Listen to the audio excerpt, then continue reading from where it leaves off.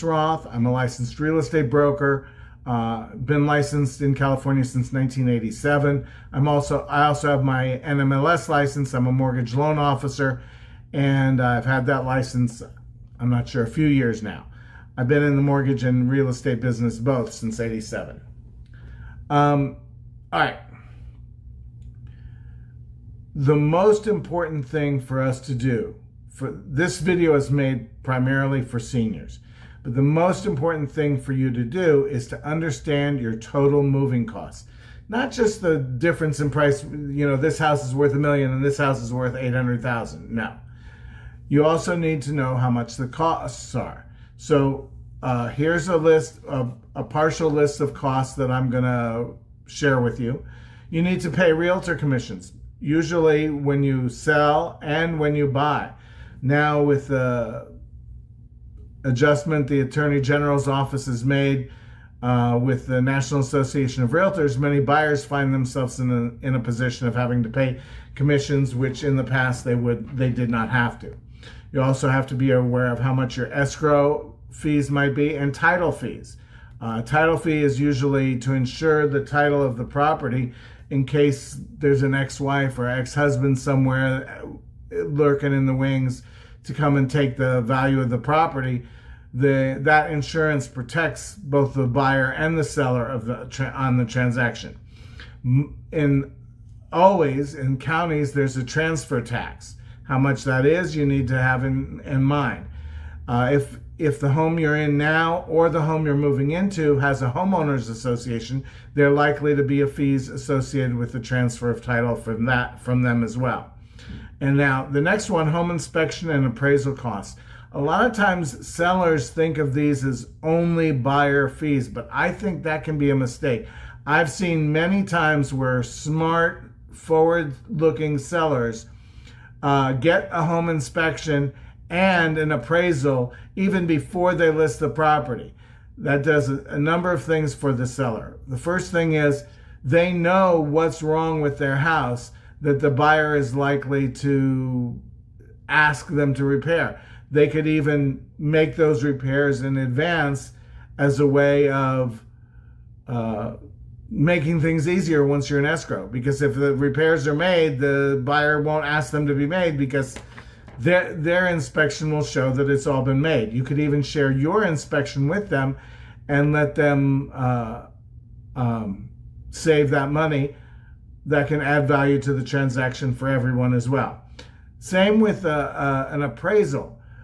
A lot of times, as a matter of fact, almost every single seller in the history of real estate in the world, not just in the United States, not just since the National Association of Realtors, almost every single seller in the history of the world thinks their house is worth more than it actually is. So it can be a mistake to ask, let's say the market value of the property is $1 million. To ask $1.1 million for it is a big mistake. It can slow your transaction down, and it can actually mean that you end up with less money. That's something I'll explain in another video, how pricing a property well can actually get you more money. All right, how much the movers are going to cost if you're going to hire professional movers, or if you're going to rent a moving truck and hire workers to help you.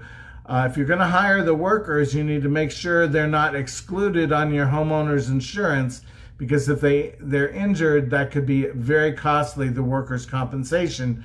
So some people decide they want to hire moving companies that do carry that insurance. It's up to you.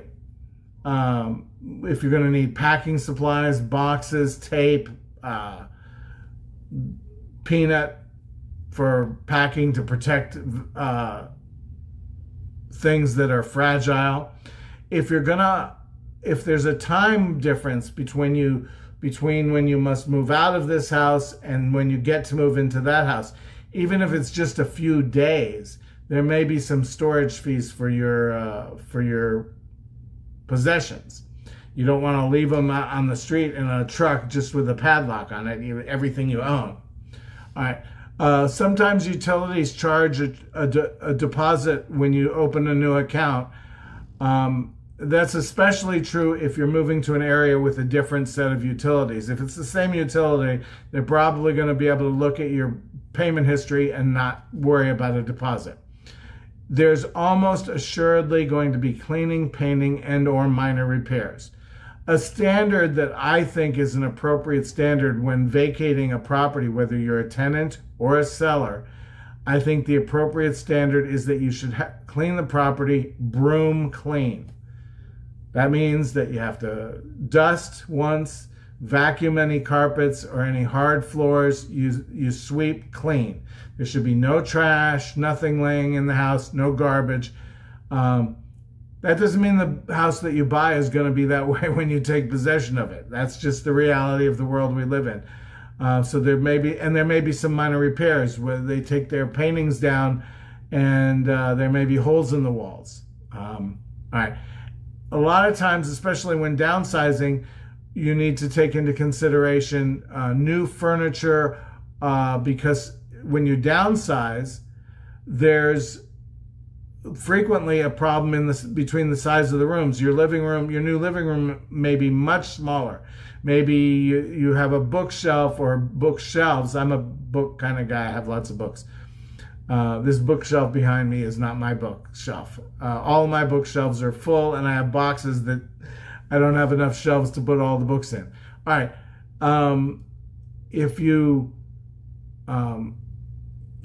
But the product, your possessions from your larger home may be too large for the new home. Your bedroom, the same thing. You have a bed set for a large master bedroom.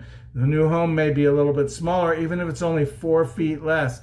That may mean you need to get new dressers or something because it doesn't leave room to walk past the bed between the bedstand, the nightstand, and your dresser when going to the closet or the bathroom, depending on the layout of the home. All right. Let's see. Let me look and see what else there is. Okay. Another thing to take into consideration is reverse mortgages. A lot of people find because they have a lot of equity in the house they're vacating, maybe not 100% equity, but they have a lot of equity. They may be able to, the new home they buy, if they buy a home that's enough lower price, they may be able to get a reverse mortgage, which means that they have little or no monthly payment. And that's something that I'll be able to help you figure all that out because, like I said, I do have my NMLS license to be a mortgage loan officer. Some people find themselves now, a major motivating reason for the downsizing or the changing homes is because they live 4 hours from their grandchildren. And that means it makes it very difficult for them to visit or their grandchildren to visit. It's something that they want to change. And so we can help you with that. We can help you pick a neighborhood and homes near your grandkids, 10, 15, 20 minutes away maybe, or even less sometimes. And that can be great. You could be babysitting or whatever works in your life. Another concern about location for a lot of seniors is healthcare proximity. If you're a member of a particular HMO, health maintenance organization like Kaiser, for instance, you may be, or I'm a U.S. Navy veteran, the Veterans Administration, if you get your healthcare from them, you may be limited as to where you want to live because you don't want to live 2 hours from your ophthalmologist or your general practitioner or whatever. Or if you have some condition that you need to see more regularly, you don't want to be hours and hours away. So that's always a concern. And proximity matters more than a lot of people remember to take into consideration. All right. We need to plan the move carefully and in a measured way. That way we avoid being panicked while moving. Now, I want to remind you that I've covered a lot of things. You can easily get a transcript of this video if it's on YouTube. If not, you can contact me and I'll be glad to help you. Now, I put together a free downsizing checklist.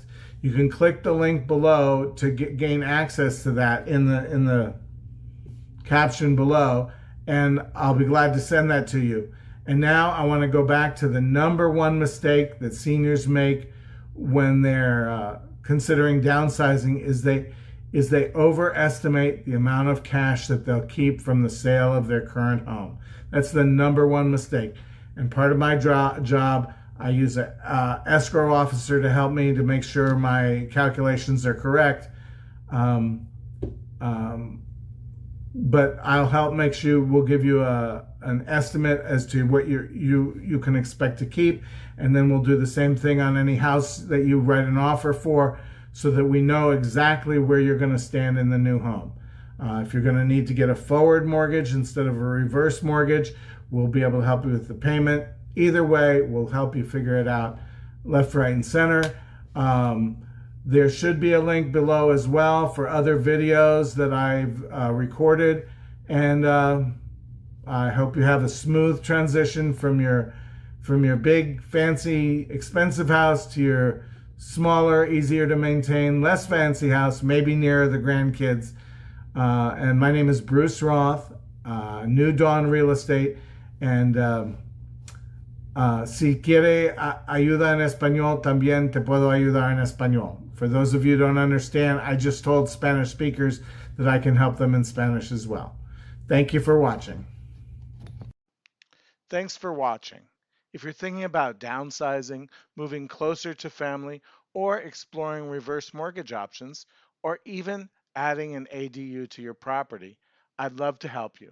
Please give me a call. You can call at 951 289 3635, or you can call or text at 702 277 1303. You can even click the link where it says book your free 20-minute Zoom strategy session so that we can do a Zoom call. We can do that anyway. I look forward to helping you plan your next move.